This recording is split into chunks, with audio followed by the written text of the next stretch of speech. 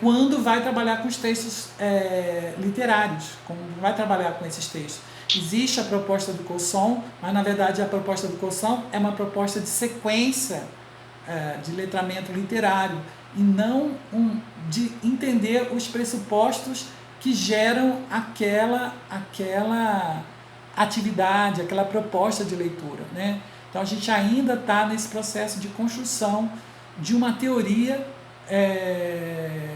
efetivamente voltada para isso. Evidentemente que tem alguns estudiosos que já apontaram alguns caminhos, como por exemplo Menguenot, né? Ele tem estudos ligados a essa questão, mas ele não construiu uma teoria voltada para a leitura do texto literário. Ele aponta alguns elementos que existem na construção enunciativa, mas ainda não existe uma proposta dentro dessa abordagem. Então, e tudo que a gente faz agora, nesse momento, são esboços, são tentativas de assumir uma perspectiva estética, literária e enunciativa. Mas são tentativas, né? São experiências, até a gente chegar a essa abordagem aí que assuma essa visão aí, né? nesse aspecto. Tá ótimo, obrigado. Se você quiser falar um pouco agora sobre a questão da modalização, porque a gente tem um tempo máximo, né? E aí encerra automaticamente, depois de uma hora iniciada. Qual é o tempo? A gente já está encaminhando não para fechar exatamente, mas enfim, daqui a pouco fecha. Então, se tá. você quiser qual é o tempo que tem? Isso, qual é o tempo que tem? Eu acredito que a gente tem ainda uns 12, 13 minutos por aí. 12, 13 minutos. Acredito que sim. Então, acho que você poderia apresentar brevemente e aí a gente vê se tem mais alguma pergunta e a gente fecha. Pode ser? Tá certo. Olha, dentro dessa questão das modalizações, eu acho interessante falar o modo como o ISD propõe isso, né? O ISD, quando vai pensar as modalizações, ele vai pensar um pouco ele vai fazer isso com base na teoria do agir comunicativo do Habermas, né? Então, porque o Habermas é aquele teórico, né, ligado à escola de Frankfurt, né, e que pensa na construção de uma sociedade democrática por meio do diálogo racional, né, que é uma visão talvez utópica, idealizada, mas ele fala que vamos nos basear numa argumentação com base não em interesses de um grupo específico, mas com base numa ideia racional que seja consenso para todo mundo, né? É o que não acontece, né, com os nossos representantes, né, quando eles vão fazer discussão sobre salário, sobre saúde, sobre educação. Essas discussões não estão pautadas num discurso racional que atenda à coletividade como um todo, né? Então, a ideia do Habermas é que a gente faça uma crítica à razão instrumental, que atende ao capitalismo, e que se passe por uma razão comunicativa, né? Uma razão que, de fato, coloque as questões em debate e se discuta do ponto de vista lógico-argumentativo, né? E para isso é preciso entrar no mundo da vida. E aí ele vai falar que o mundo da vida pode ser pensado em 3 compartimentos, né?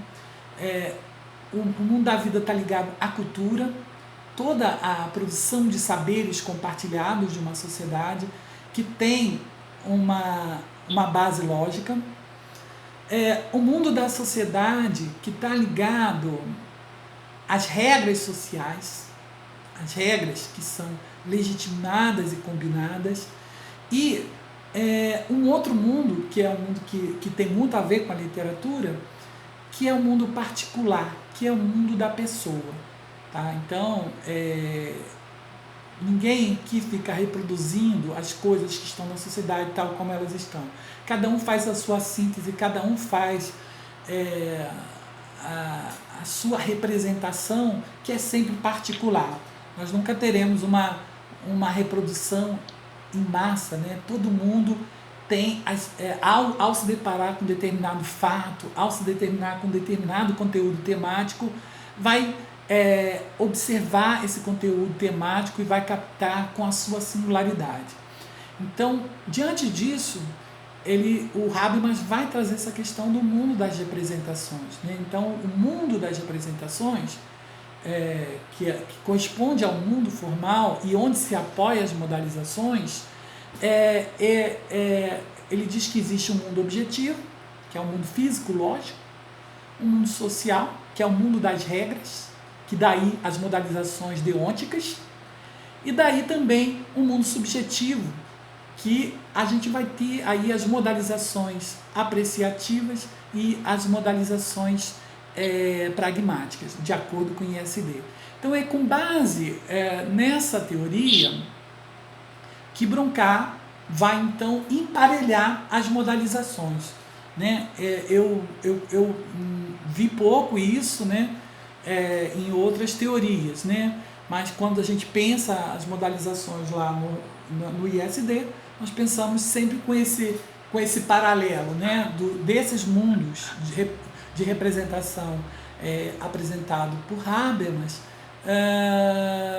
com as modalizações que vão ser colocadas aí para o Broncat, né?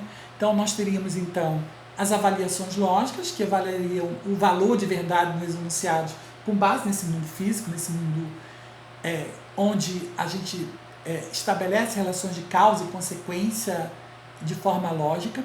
As deônticas, que vão avaliar os enunciados na perspectiva dos valores socialmente constitutivos, e é bem interessante que esse personagem do Gato Preto, ele se sente culpado em determinados momentos por conta até de discursos religiosos, né? Então ele chega a mencionar Deus, ele chega a mencionar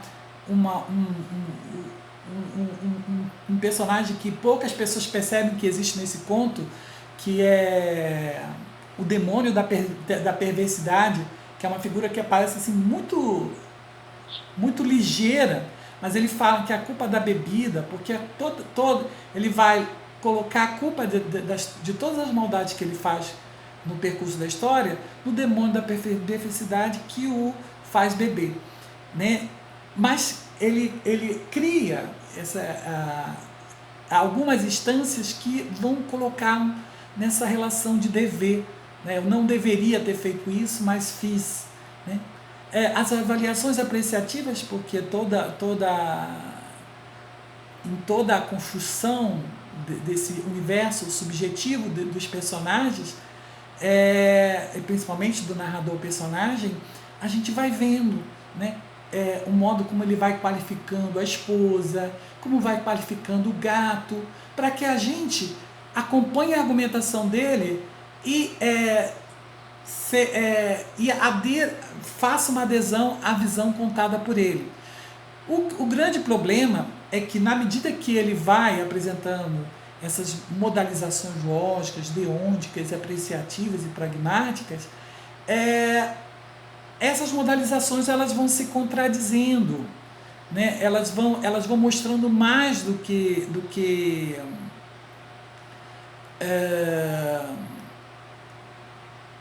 ele gostaria que a gente visse, né? Ou ele talvez não tenha noção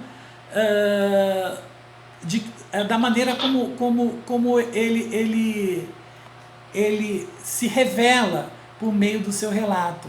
Então, só para ler um pedacinho aqui, tem um momento aqui que ele fala no Gato Preto sobre o modo como ele matou o gato.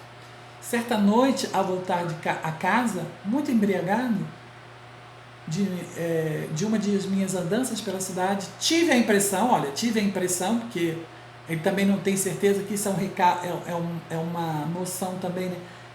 O discurso passa a ser modalizado com essa tive a impressão, né? Tive a impressão é algo indeciso, ele não tem muita certeza, né?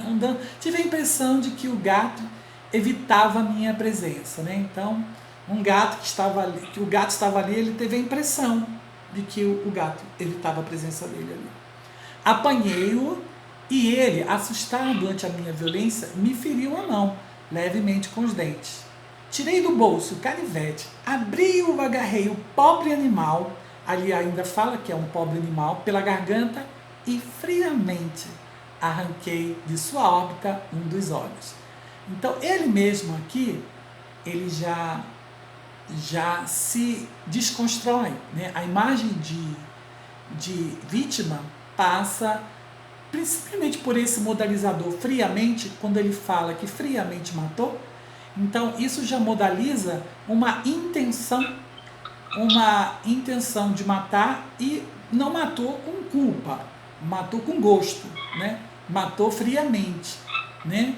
Então, isso expressa um ponto de vista. E ele continua falando desse jeito, né? Ele fala assim: entre mentes o gato se restabeleceu, porque o gato ficou bom, infelizmente. O gato não morreu nesse momento, né? E entre mentes o gato se restabeleceu lentamente também. Parece que ele vai sentindo prazer com esse modo de tortura do gato. A órbita do olho perdido apresentava, é certo, uma modalização de certeza aí, né? É uma modalização lógica. Um aspecto horrendo. É certo que aquilo ali tinha um aspecto horrendo, mas não parecia mais sofrer qualquer dor. Não parecia mais sofrer qualquer dor. Então, esse é o modo como ele vê esse gato.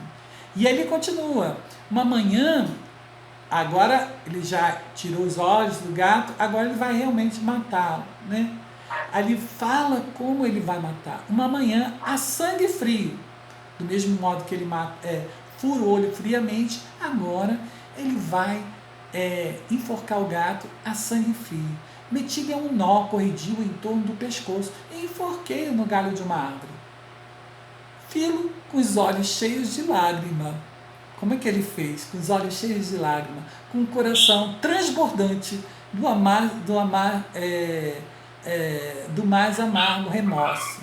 Né? O que é bem...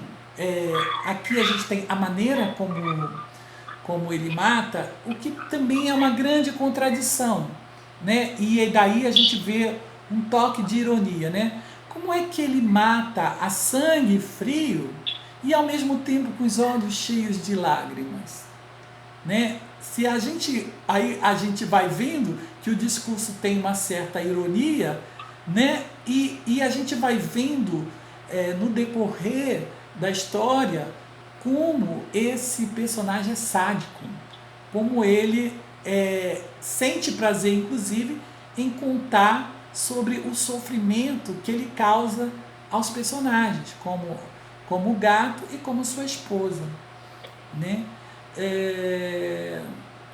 A gente vai percorrendo todo o texto e vendo como essas modalizações elas vão conduzindo, a gente vai ao mesmo tempo construindo esse ethos desse personagem, construindo essa imagem desse personagem, quem verdadeiramente esse personagem é, né? Por essas marcas, né? As modalizações elas são muito importantes nesse processo, e junto disso, né, a gente vê no campo da linguística textual, né, outros termos, né, outros encapsulamentos que também vão categorizando e recategorizando as figuras que estão lá, seja do gato, seja do narrador protagonista, seja da esposa, seja dos policiais. Mas assim, o que a gente acompanha mais assim, de forma mais intensa, é a trajetória desse narrador que ao retomar alguns aspectos, recategoriza alguns objetos, mas ao mesmo tempo a gente vai tomando uma outra visão desse personagem, né? Então tudo vai sendo recategorizado nessa história. O próprio gato, que é apresentado inicialmente de uma forma que a gente acha macabra, que vai ser o mal da história, Ao final a gente vê que ele, na verdade, ele vem para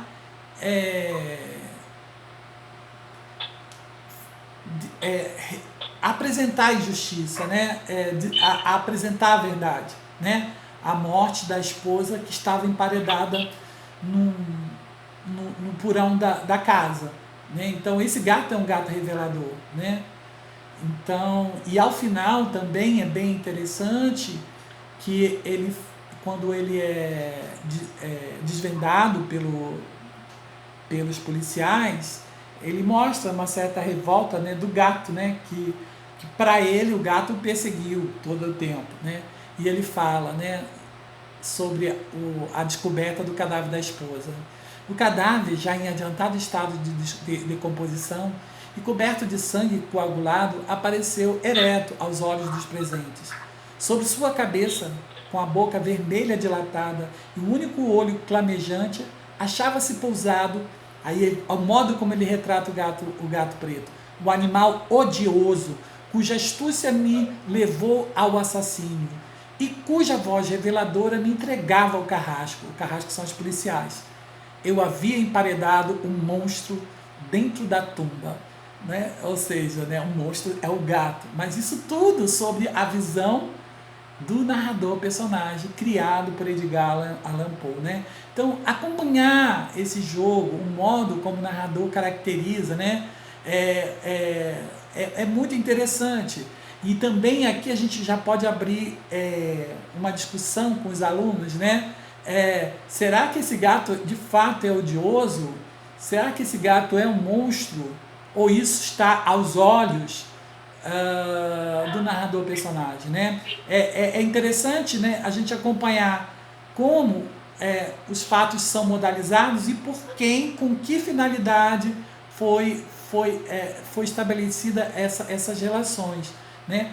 Porque às vezes a gente acompanha determinadas afirmações, mas é importante também saber quem disse e em que circunstâncias isso foi dito, né? Porque aí a gente começa a fazer também uma análise crítica e acompanhar aí o modo como a gente classifica, categoriza o outro para derrubar o outro, para fazer uma imagem diferente do outro, né? A gente está vendo isso agora, né?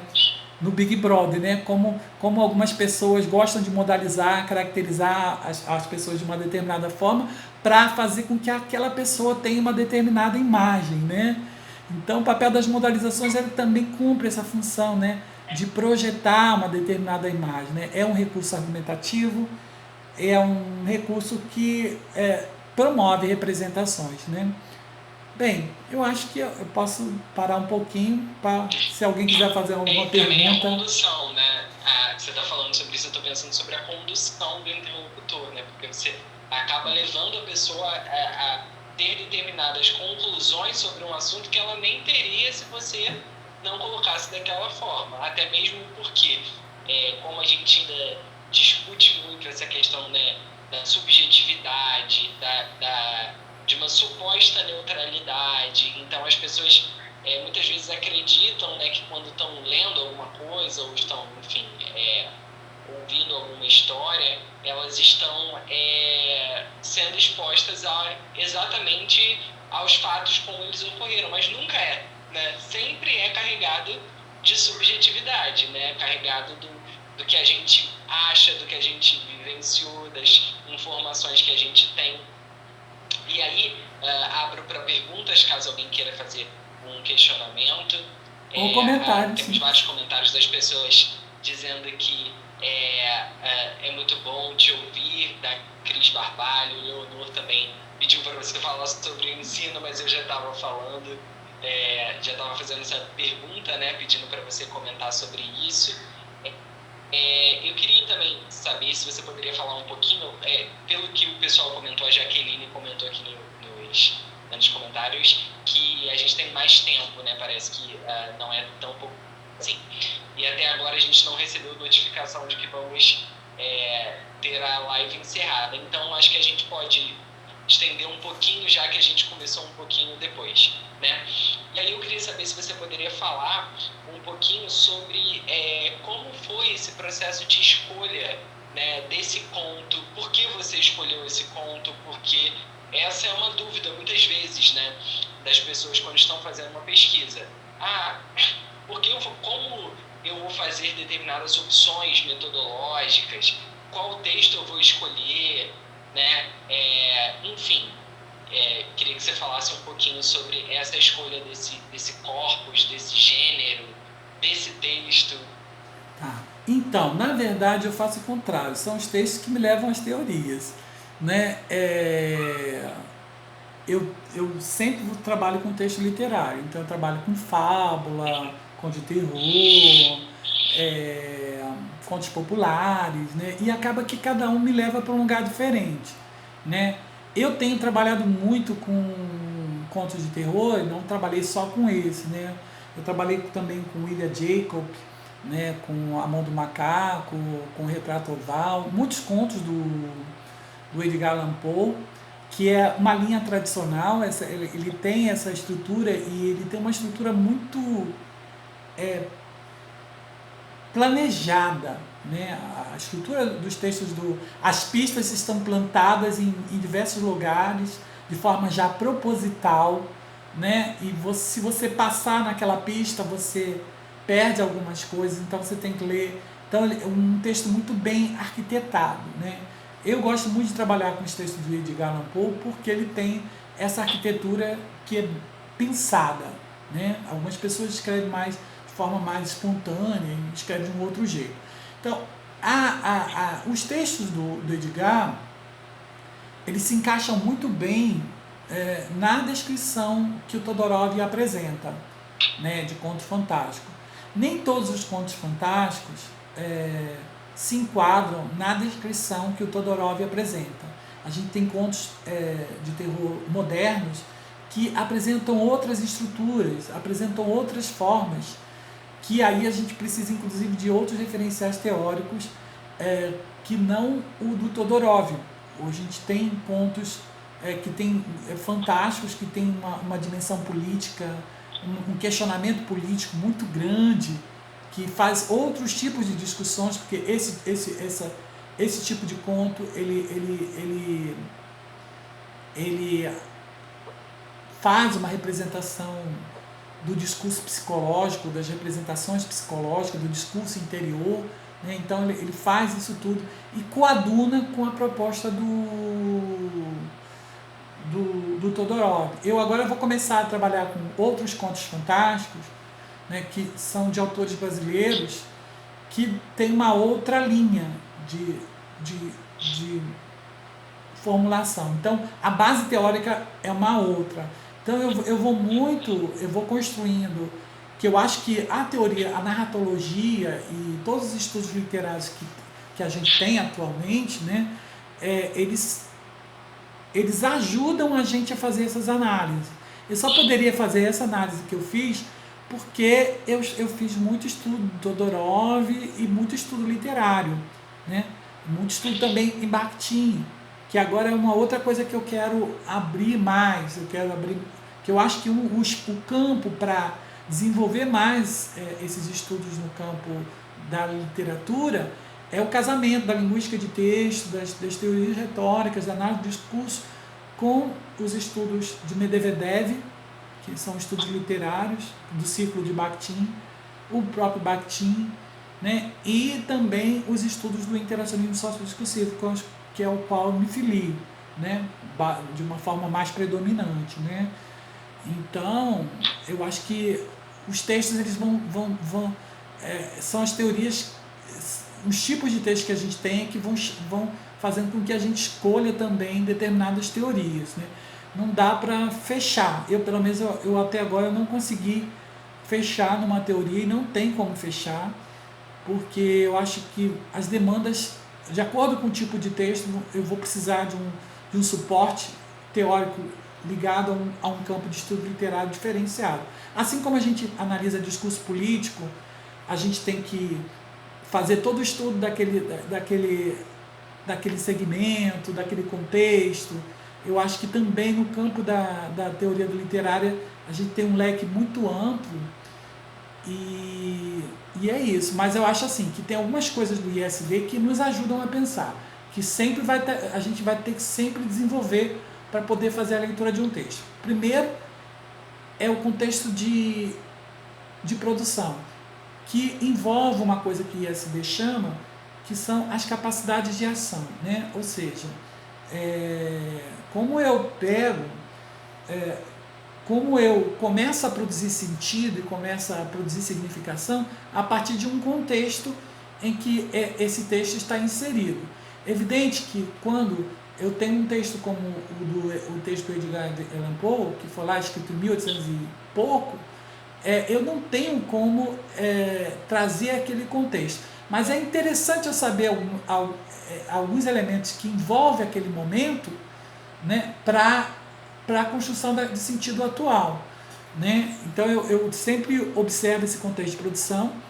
Outra coisa, eu não tenho como fugir do texto, eu tenho que conhecer a macroestrutura do texto, eu tenho que conhecer o texto como um todo, eu não posso colocar nenhuma teoria na frente do texto, o texto é o que me diz as coisas, né?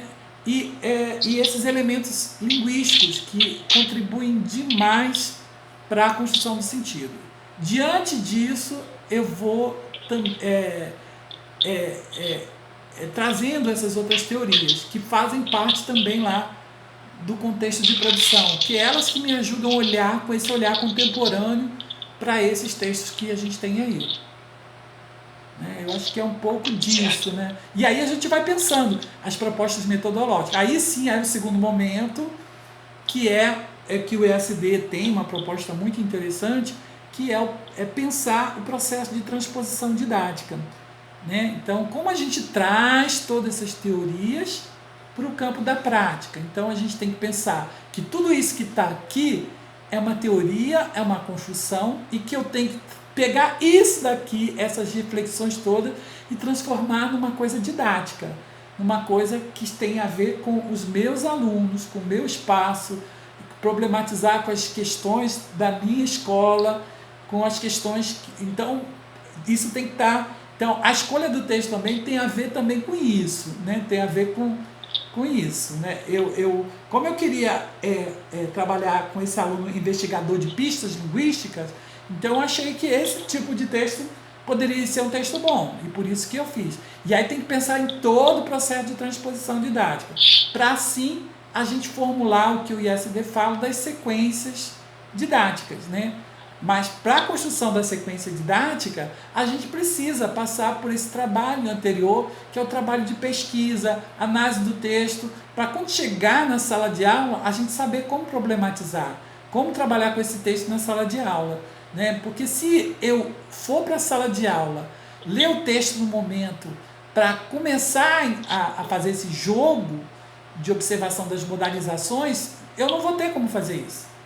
Ou eu vou fazer de uma forma muito precária, né? Então, a necessidade de ler anteriormente, de pensar esse processo, de como é que eu vou fazer essa transposição, como é que eu vou programatizar, como é que eu vou relacionar isso daqui com as histórias de assassinos atualmente, com os discursos de assassinos atuais, né? Então, se a gente pega, por exemplo, aquela menina que matou o pai e a mãe, a Richthofen, esqueci o nome dela. Então, ela planejou, e se você for ver as reportagens e tudo que ela vai dizendo, se você acompanhar desde o primeiro momento, você já vai saber que ela matou.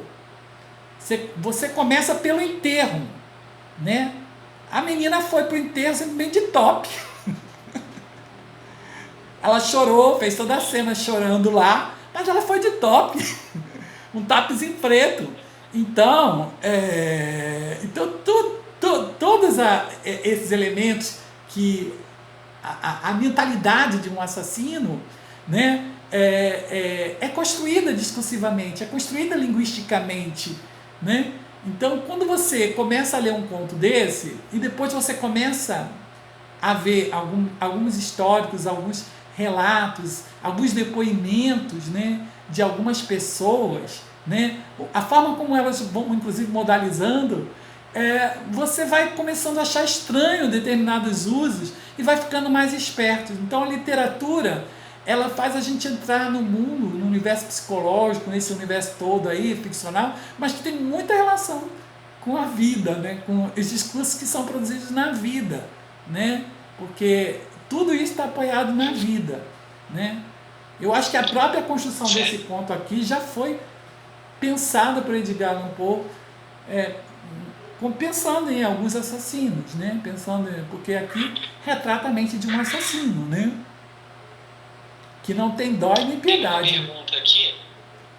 Sim, tem uma pergunta aqui que é sobre a questão da relação entre a modelização e a quebra de expectativa do leitor, tendo em vista, né, que essa é uma característica marcante do conto. Você poderia falar isso pra gente? A quebra de expectativa e o quê?